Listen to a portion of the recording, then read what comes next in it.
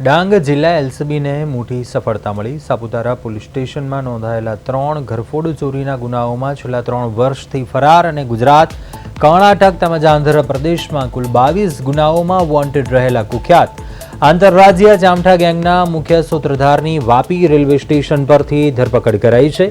ઝડપાયેલ આરોપી મહારાષ્ટ્રના પુણેનો રહેવાસી છે, જ્યારે આરોપી છેલ્લા 7 વર્ષથી અલગ અલગ રાજ્યોમાં ઘરફોડ ચોરીના ગુનાઓ આચરી પોલીસને ચકમો આપતો હતો।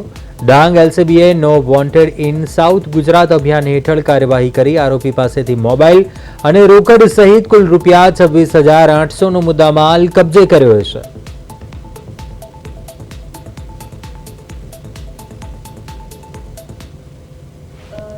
एलसीबी क्राइम ब्रांच डांग आवा द्वारा एक चामठा गैंगना मुख्य सूत्रधार आरोपीની ધરપકડ કરવામાં આવી છે અને આ આરોપી સાપુતારા પોલીસ સ્ટેશનના 3 ઘરફોડમાં વોન્ટેડ હતો અને એના સિવાય આંધ્રપ્રદેશ, મહારાષ્ટ્ર, કર્ણાટકમાં 22થી વધારે ઘરફોડ ચોરીમાં નોંધાયેલ છે।